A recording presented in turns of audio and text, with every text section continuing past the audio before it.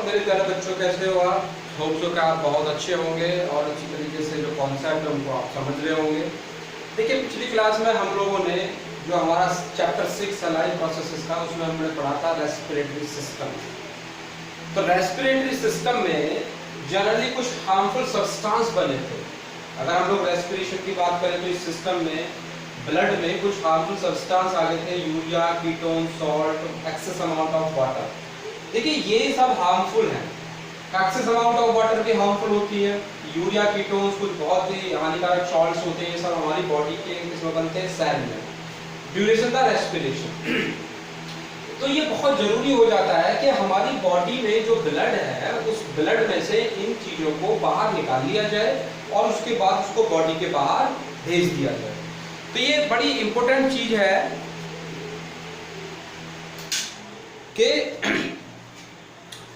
कि जितने भी harmful substance urea, ketone, salt या वाटर बना है रेस्पिरेशन सिस्टम में, इनको हमें बॉडी के बाहर भेजना है।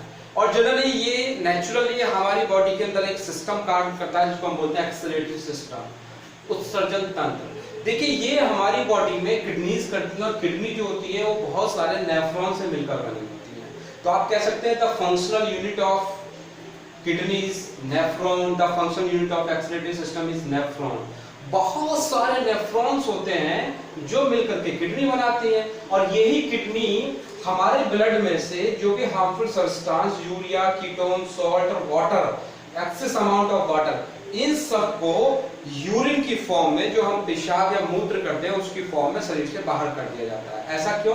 ताकि हमारी जो सेल्स हैं, हमारी बॉडी की जो सेल्स हैं, वो सेल्स क्या रहे, सेफ रहे, उनको कोई नुकसान ना हो।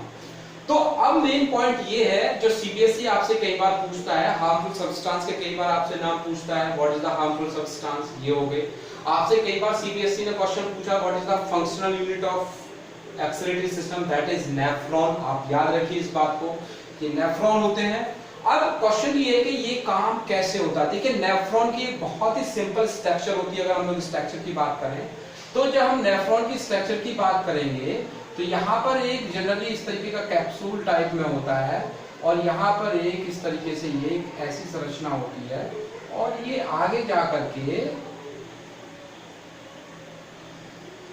इस तरीके से यू के आकार की संरचना इस तरीके से बना देती है। कैसे आकार की?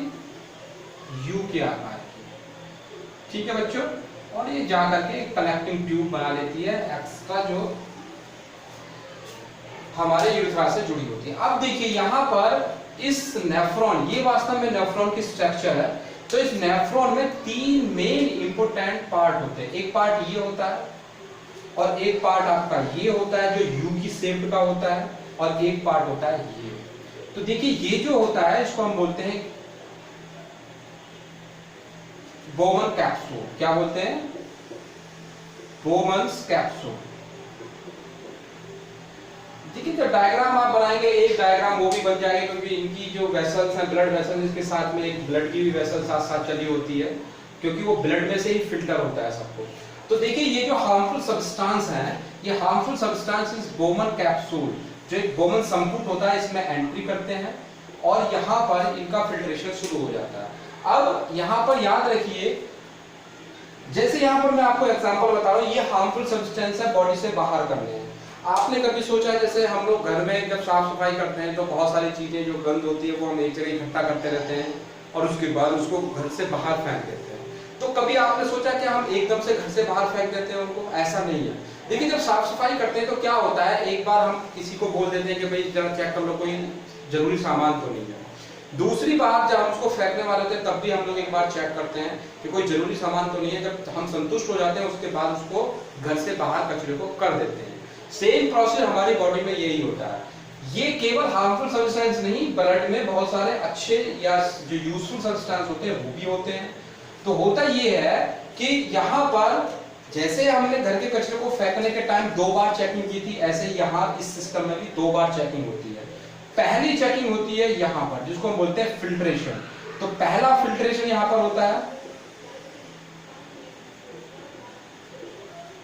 पहला फिल्ट्रेशन यहाँ पर हो जाता है और एक होता है यहाँ पर फिल्ट्रेशन, जिसको हम बोलते हैं अल्ट्रा फिल्ट्रेशन। क्या बोलते हैं? Ultra filtration. याद रखिए। तो यहां सेकंड फिल्ट्रेशन होता है।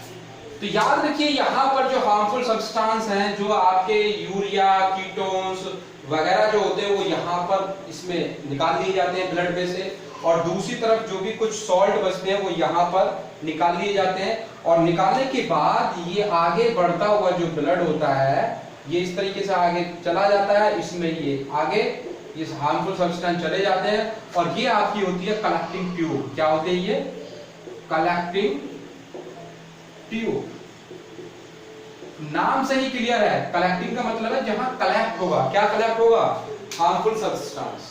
तो ये आगे जाकर के यूरिथ्रा से जुड़े होते हैं, और उसके बाद में इनको क्या कर दिया जाता है? आउट ऑफ बॉडी कर दिया जाता है। किसकी फॉर्म में? यूरिन की फॉर्म में। तो ये जनरली एक ओवरव्यू है एक्सक्रीटरी सिस्टम का। इसका एक डायग्राम आपसे कई बार पूछा जाता है। नेफ्रॉन का डायग्राम आपसे बहुत बार पूछा गया सीबीएसई में। आप अगर इतना भी डायग्राम बनाएंगे तो एनफ है।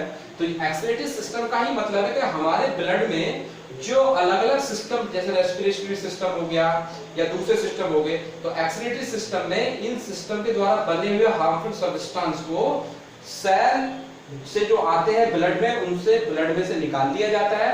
और निकालने के बाद एक प्रोसेस, दो बार प्रोसेस होता है। एक बार यहाँ फिल्ट्रेशन होता है, एक बार यहाँ अल्ट्रा फिल्ट्रेशन होता है। दो बार चेकिंग होती है।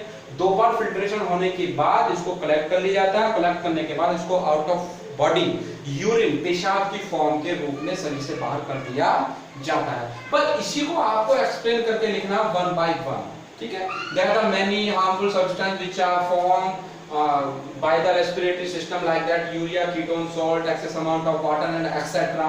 are entered into the blood, and this blood is entered into the Bowman capsule. Bowman capsule is a part of nephron, ठीक है? In this there is a filtration. तो इस तरीके से ये पूरा प्रोसेस आप एक्सप्लेन कर सकते हैं वन बाय वन। इस तरीके से डायग्राम बना सकते हैं, इसमें भी कोई दिक्कत नहीं है, ठीक है? आप इसके साथ साथ एक और वेसल, ब्लड वेसल दिखा सकते हैं, जैसा आपकी बुक में दिखाया गया है। वो ब्लड वेसल्स वो है कि जिस ब्लड में से जनरली ये सब्सटेंस क्या कर लिए जाते हैं? अलग कर लिए जाते हैं। क्लियर होगा बच्चों यहाँ तक? तो that is the structure of nephron, और क्या क्या फिल्ट्रेशन होता है, ये सब चीजें हैं। तो यहाँ तक होप सो आपको समझ में आ गया होगा। अब यहाँ पर एक क्वेश्चन मैं आपसे पूछ रहा हूँ, एक जनरल क्वेश्चन।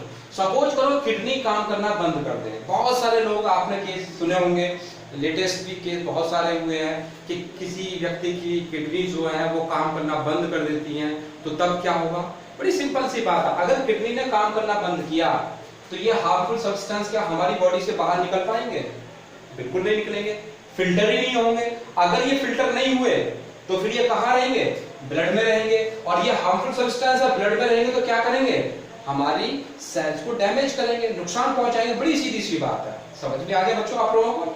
तो अब क्वेश्चन ये है, जब किडनी ने काम करना बंद कर दिया तो अब क्या किया जाए?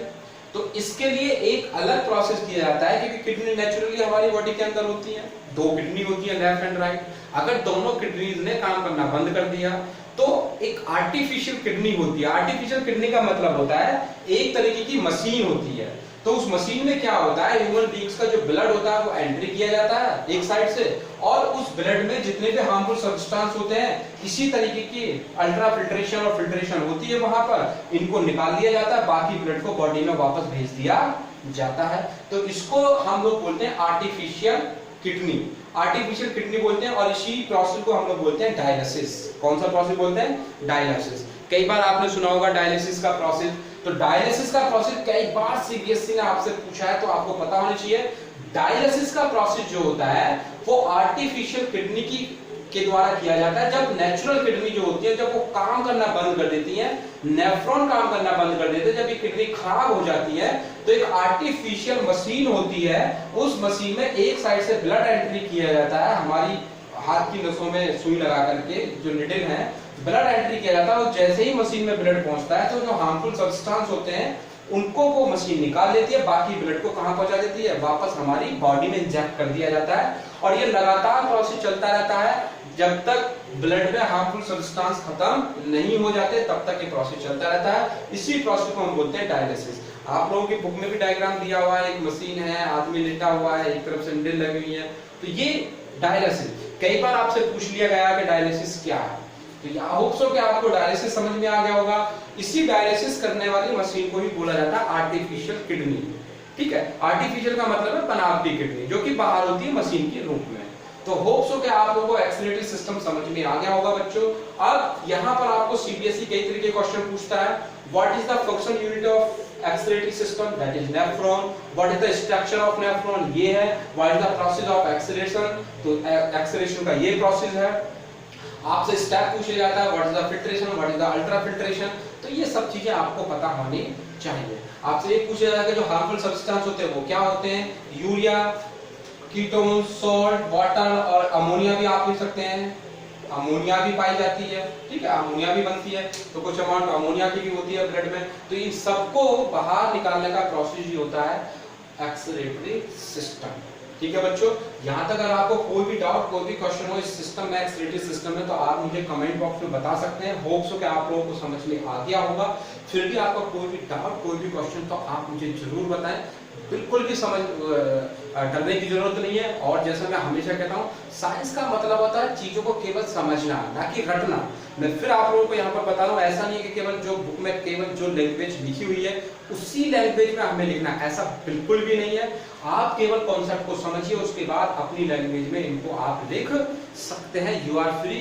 कोई आपके मार्क्स नहीं काटेगा और कोई भी टीचर आपके मार्क्स काट ही नहीं सकता किसी भी कंडीशन में, अगर आपने कॉन्सेप्ट सही लिखा है तो।